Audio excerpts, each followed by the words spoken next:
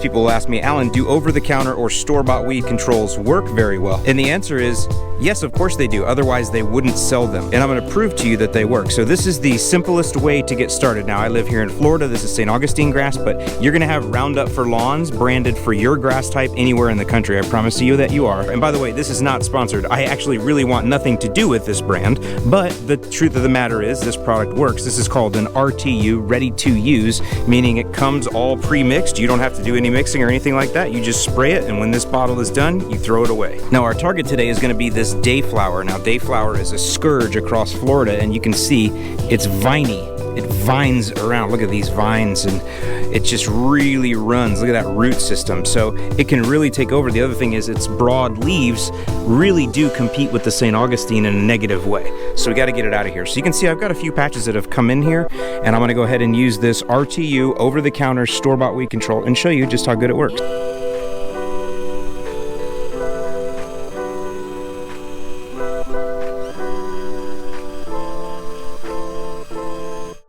So when you're doing this type of application, you spray the weeds until wet. And so that's what I've done here. Now we'll come back in a few days and check out our results.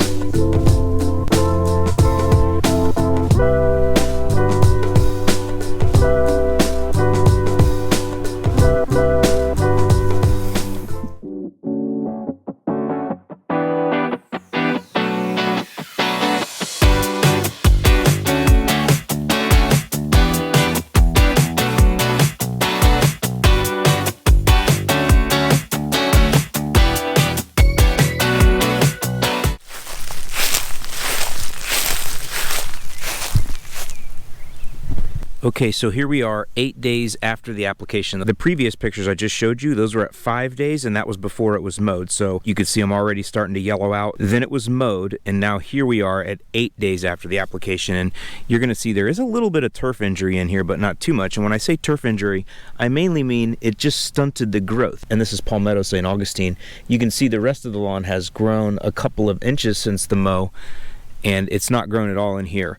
But you are definitely going to see that the Dayflower is pretty much zorched. And in fact, you can see right here is a spot that I missed when I sprayed, right? So it's living and whole, and then you can see right here is a spot that's dead. And a lot of this dead material in here, it's not dead grass, it's dead Dayflower. The Dayflower really gets in here. It has a lot of stems. Look, see, this is all Dayflower. All of that, that's not turf, but there was no turf there. So that's another thing that a lot of people will see, is you do get some turf stunting, especially with St. Augustine grass, but when you look across here, really what you're seeing is the actual dead weeds. They don't disintegrate right away. It takes a couple mowings, you know, for everything to get crunched and mulched back in. So when you see a little bit of stunting, again, a lot of times it's just the dead weeds you're seeing. But either way, you can see that store-bought weed control, at least in the areas where I actually sprayed it properly, it did kill the weeds. So here's another section right here that I sprayed, and you can see this is all just dead Dayflower in here. See, look, it's all dead. Actually, most of the leaves are already gone from the mowing, and this is just the stems still decaying. And then just to show you, here's an area that wasn't sprayed that I used as a control.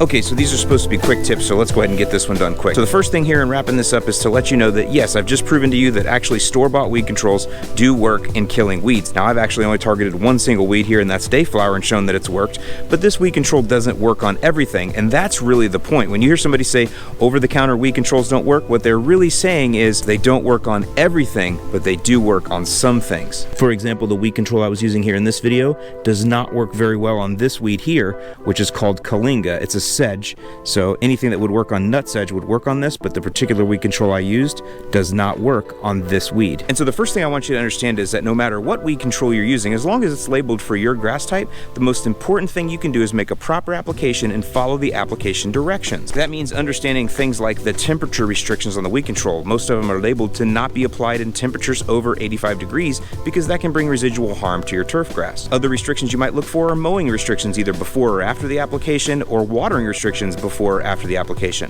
Following these directions will ensure that you get the best results for the product that you're applying. And that brings us back around here to the original point, which is that you as a DIYer, your most important job is to do a proper application following the labeled directions. If you do that, you're going to eliminate a good portion of the weeds that are in your lawn, and in the meantime, gain experience. Then later on down the road, that's when maybe you can choose a more specialty weed control or a professional weed control to go after what's left. So with that, I'm Alan Hain, the Lawn Care Nut. This has been a quick tip, and I hope it's been helpful to you, and I'll see you in the lawn.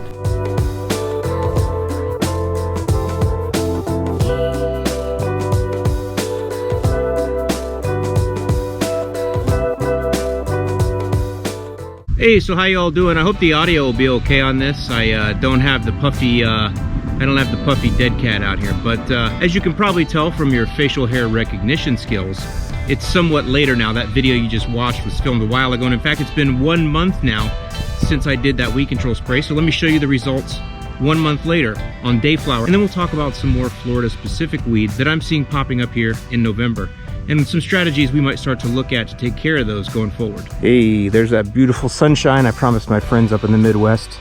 Feel for you guys dealing with some cold right now. I promised you guys plenty of sunshine, so there you go. But coming over here, this is the area that was sprayed, and all of the stunting and all of that's just completely disappeared now. Maybe a couple small spots here that did get a little permanent damage, and that's probably because the day I sprayed, it did get up over 85. I did this a month ago. It's beautiful here today, nice breeze, but past few weeks, high 80s. Very abnormal for us now. Here's that little section that I showed previously in the results that was living, and you can see it's still living there. And there was weeds all around here. So I figured that'd be a nice little update for you. Now let's talk about this weed that I'm showing here in this video, Dayflower, because I think there's some confusion around it and people are identifying it as something else. So this is some Dayflower that's been left unchecked, completely unchecked for a long time, because I need to do something around this palm so I can maintenance it better.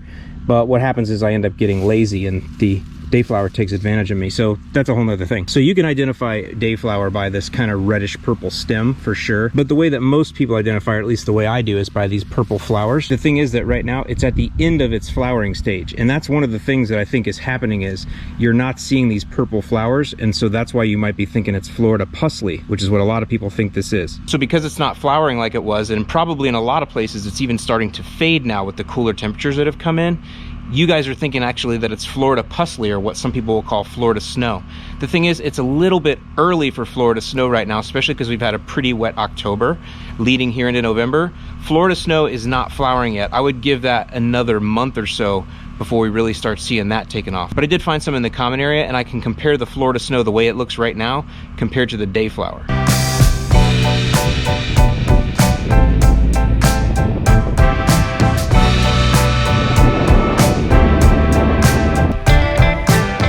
There you go. There's some Florida snow right there. It's not flowering yet though. A little too early for the Florida snow to be flowering. That's why I think most of you guys are seeing Dayflower right now. So there's the Pusley. And then see, here's Dayflower growing right next to it. That's Dayflower.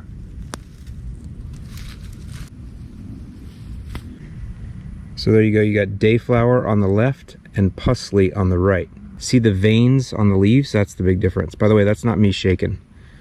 That's the leaf shaking. Maybe it is me shaking. Yeah, less shaking with this hand. So there you go. Dayflower on the left and Pusley on the right. Similar, but not the same. Pusley not flowering yet. Dayflower kind of at the end of its flowering. Okay, so let me share some further good news with you, and then we're going to close this video out. So this is the product I use, ready to use. Cheapest, easiest way to get involved in weed control. This is entry level. It killed the Dayflower. Good news is it also kills Florida Pusley. Pretty cool, right? Now what's even cooler than that is this is a concentrated version of this. So when you're ready to step up and mix larger doses, maybe you have a larger lawn, you're gonna have to do a lot more than just spot spray. Also, this can be a little goopy, a little jelly to spray, so you could do something a little better here, get a little bit finer mist, this and that. So that's also available at the store. Gives you a little bit more flexibility. And then if you really need to turn it on, here's the professional version. Exact same active ingredients. Exact same active ingredients are in this, the professional version called Avenue South by PBI Gordon here. Watered down, however, same active ingredients, just in a lower concentration in here. So if you had major problems, then that's when you would jump up and use the professional version here. But these work just fine as I've illustrated, and you have a lot less fudge factor, a lot less barriers to entry to get started here, and a lot less concern when you spray. I have one other option for you, and if you click the link in the description below, you can sign up for my Florida only email. Been sending out all kinds of instructions on pre and post emergence. This is a Sunnyland weed and feed product here. The reason I like this, because you guys know I'm usually against weed and feeds, is this is a pre and post-emergent. It's got atrazine in it, so it's going to be centipede and St. Augustine grass only. However, this will kill the Florida snow, the Florida pusley when it does come up. It also prevents and kills spurge, which is raging right now, as well as a bunch of other things. But one other thing to think about with this is if you're somebody that has Bahia grass invading your St. Augustine or your centipede, I hear that all the time, this is the product you want, and now is the time you apply it. It will stop the Bahia grass from coming in, as well as kill any existing Bahia grass without harming your St. Augustine or your centipede. So that's another thing that you can use this for. As well as when you go with bag rate, which is 4 pounds per thousand, it's a 20% nitrogen product, so you're gonna get 0.80 or just over 3/4 pounds of nitrogen when you apply this, as well as a bunch of good micros in here. So I'll actually be applying this in a video coming up here, so stay tuned to the channel. So there you go, guys. Hope you've enjoyed this weed control ID. Now we're gonna do a lot more on post-emergent weed controls when it comes to Florida lawns. I just wanted to get out a little bit of content for you guys here now midweek to give you something to chew on, because we got a lot more coming up that's gonna help you guys as we move through the Florida winter. With that, I'm Alan Hain, the Lawn Care Nut. Thanks for watching, and I'll see you in the lawn.